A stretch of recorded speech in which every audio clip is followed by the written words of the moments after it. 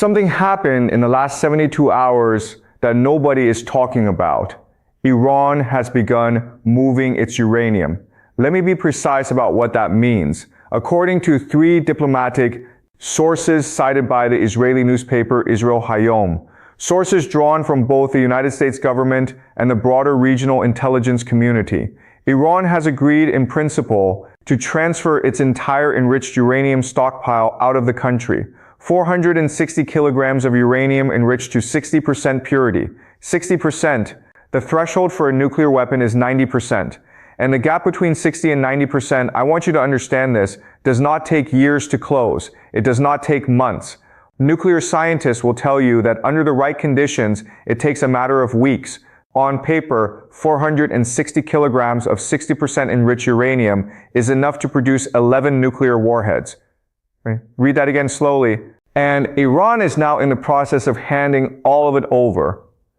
But here's the thing. Here's what every government intelligence agency in the world is trying to figure out right now, and what nobody on television tonight will tell you. Nobody knows who is receiving it. That is not a figure of speech. The diplomatic sources who confirm this transfer cannot agree on the recipient. There are multiple names on the table, multiple candidates, and each one of those candidates, if they end up holding this material, changes the entire global equation in a completely different direction. Because here is what this is really about. This is not a non-proliferation agreement. This is not a humanitarian gesture. This is 460 kilograms of near weapons-grade uranium being moved off the board in the middle of an active war. And whoever catches it walks away with the most powerful piece of strategic leverage on the planet. Let that land for a second. So today, we are going to do something that mainstream media is either unable or unwilling to do. We are going to work through the logic. We are going to look at who wants this material, who can actually receive it, who is being ruled out, and why. And by the end, you will understand not just what is happening, but why it is happening, and what it means for everything that comes next. If you are getting this kind of analysis here, the kind that no television network will give you tonight, this channel exists because of you. Hit subscribe right now, because the next 48 hours will move fast. Okay?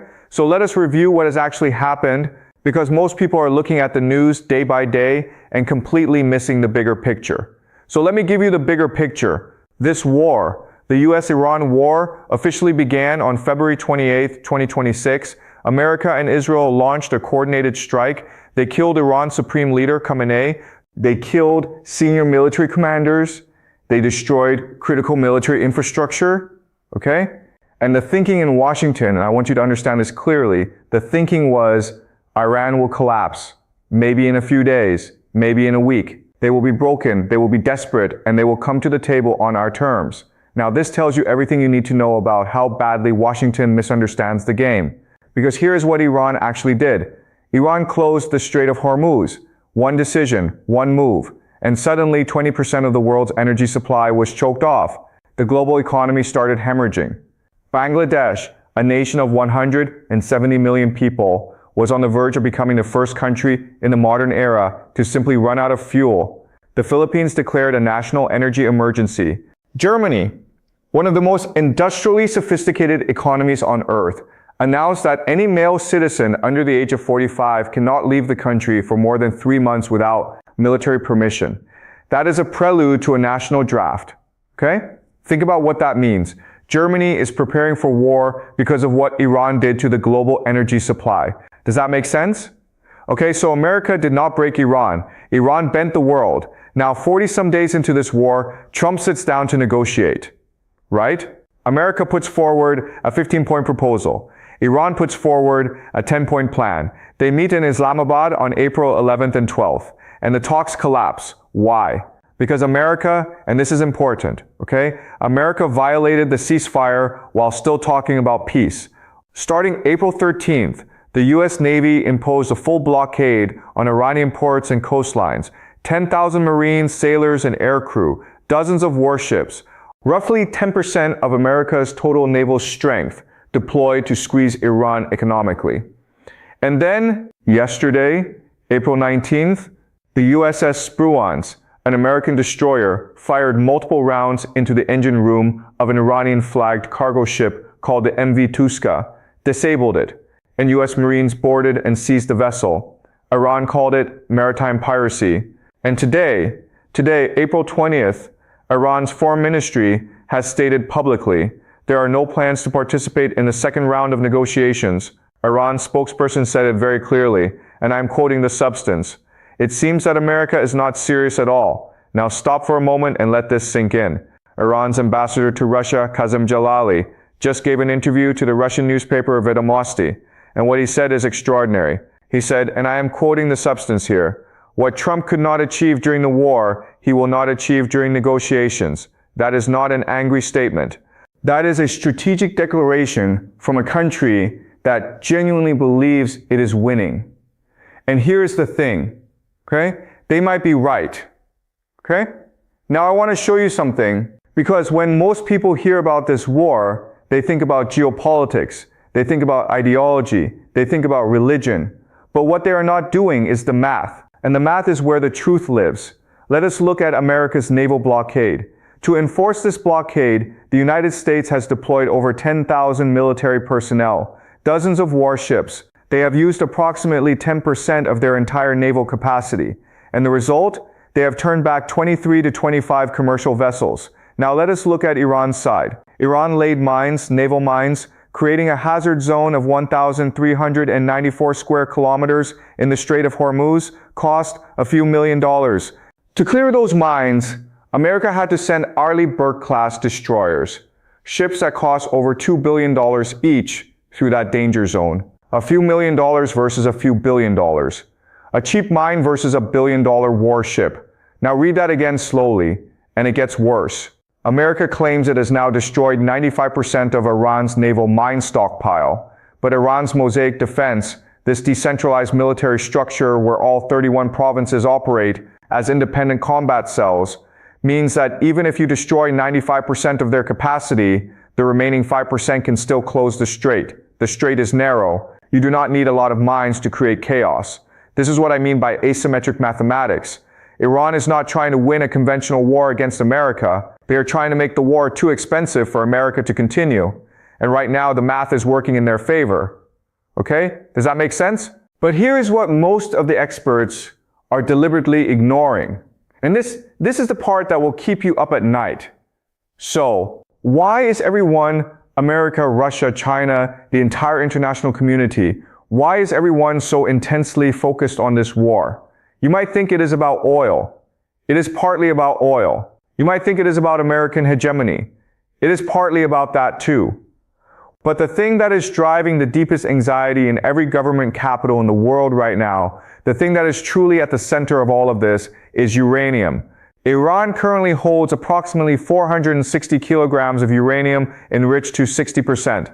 The IAEA has confirmed this. Now, to make a nuclear weapon, you need enrichment at 90%. As I said at the beginning, that gap from 60 to 90% can be bridged in weeks, not years. So in practical terms, Iran is a screwdriver turned away from being a nuclear state. Now, America has made this the absolute centerpiece of its negotiating position. American envoys demanded that Iran do three things. First, destroy its core nuclear facilities, Fordow, Natanz, Isfahan, level them. Second, transfer 100% of the enriched uranium stockpile out of Iran's borders, zero stockpiling.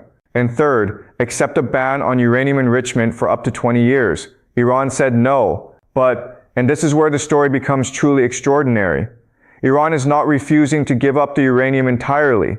According to Israel Hayam, citing 3 diplomatic sources, Iran has agreed in principle to transfer its enriched uranium stockpile to a third party.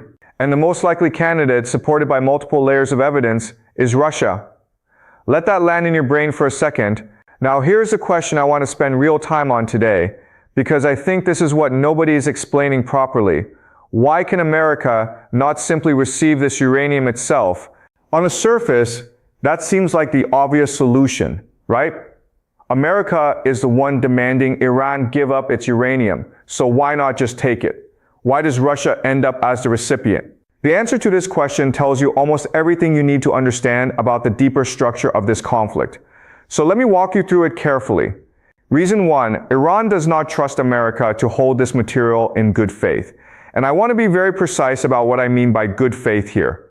This is not just about feelings or historical grievances, okay? This is about a structural problem.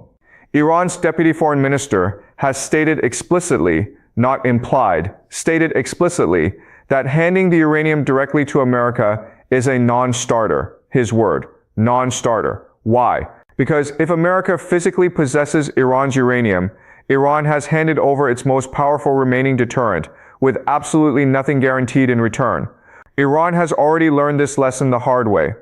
In 2018, the United States unilaterally withdrew from the JCPOA, the nuclear deal. America made commitments. America broke those commitments. Sanctions came back anyway.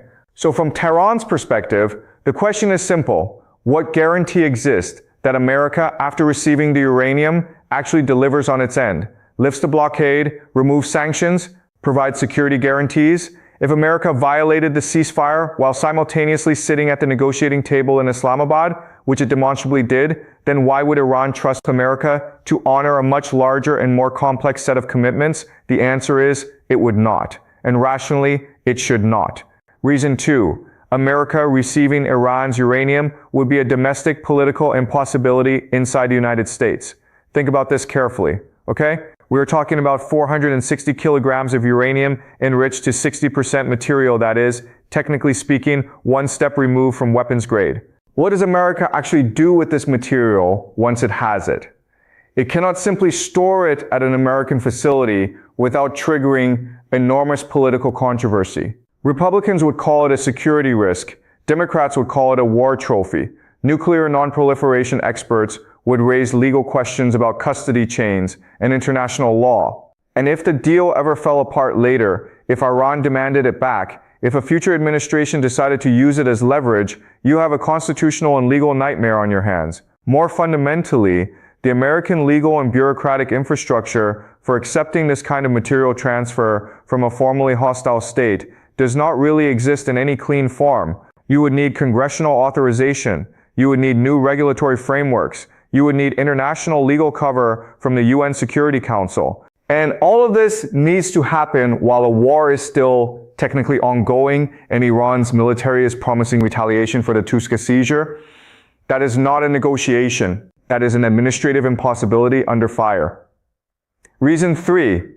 America receiving the uranium publicly destroys Iran's domestic political standing. And this is perhaps the most underappreciated point. Okay? Because when we talk about negotiations, we always focus on what the governments want.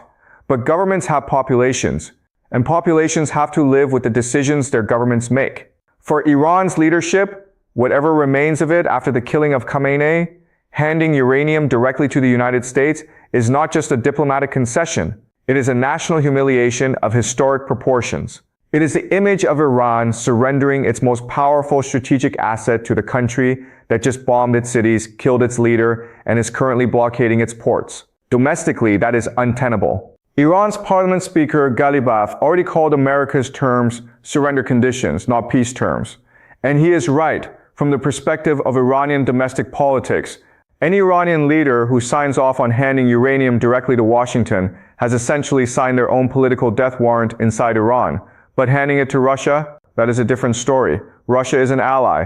Russia is a partner. Russia is the country that kept Rosatom technicians inside Iran's nuclear plant while American bombs were falling. Transferring uranium to Russia can be framed domestically as a strategic repositioning between partners, not a capitulation to an enemy. That distinction matters enormously. It is the difference between a deal that can survive politically inside Iran and one that cannot. Reason 4. Russia actively wants to be the recipient and has been positioning for this role for months. This is where I want you to zoom out and look at the game from a higher level, okay? Russia's Foreign Minister Lavrov acknowledged publicly that Russia has provided certain military products to Iran during this conflict. Russian state media has reported the sharing of satellite imagery, drone tactics developed in Ukraine, intelligence support. The Iranian ambassador to Russia explicitly said that Russia and Iran maintain close consultations at the highest levels. And critically, Russia has already been managing Iran's civilian nuclear infrastructure through Rosatom for years. The Bushehr plant, commitments to fund a new reactor, technical personnel on the ground. From a purely logistical standpoint, Russia has the infrastructure, the expertise, the regulatory capacity, and the existing relationship to manage this material safely and legitimately. Now add the geopolitical dimension.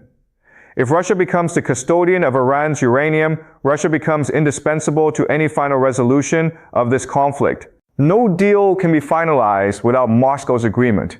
No verification process can proceed without Rostom's cooperation. Russia, which entered this war as a supportive bystander, exits as the essential broker without firing a single shot. That is extraordinary statecraft, and it is happening right now in real time, while everyone is watching Trump and the Strait of Hormuz. So let us put this together very clearly. America cannot receive the uranium because Iran does not trust America, because the domestic political and legal infrastructure does not exist to handle it cleanly, and because it would require Iran to perform an act of public humiliation that no Iranian government can survive politically. Russia can receive the uranium because Iran trusts Russia, because Rosatom already has the infrastructure, because it gives Iran a face-saving framework for the transfer, and because it elevates Russia's geopolitical position in a way Moscow has been engineering for months. This is not a coincidence. This is the game. But here's the thing. And this is the layer that most analysts completely miss because they are so focused on the Middle East that they are not watching what is happening in East Asia simultaneously. And what is happening in East Asia right now is extraordinary because of the Hormuz blockade, because of this energy crisis. Japan and South Korea are being pushed toward a decision that would have been unthinkable 5 years ago. They are seriously considering developing their own nuclear weapons. Let me give you the data because I do not believe in making claims without the numbers. According to a poll by the respected Asan Institute for Policy Studies, conducted in April 2025, 76% of South Koreans now support developing an indigenous nuclear weapons capability. 76%. That is the highest number Asan has ever recorded. And in the same poll, fewer than half of respondents believe the United States would actually use nuclear weapons to defend South Korea if North Korea struck first. Now, why is this happening? Because Trump, the same Trump who is threatening to destroy Iranian power plants, has diverted the THAAD missile defense systems that were promised to Seoul. He sent them to the Middle East instead. South Koreans are watching this, they are doing the math, and they are concluding we cannot rely on America. Now let us talk about Japan. Japan already possesses, legally, right now, approximately 45 tons of weapons-grade plutonium. 8 tons of it are physically inside Japan. Japan also has the capacity to enrich its own uranium. It has ballistic missile technology developed through its satellite launch programs, advanced fighter aircraft capable of nuclear delivery. What Japan does not have is a nuclear weapon. But here's what nuclear experts call nuclear latency. The ability to build a nuclear weapon very rapidly without actually crossing the threshold.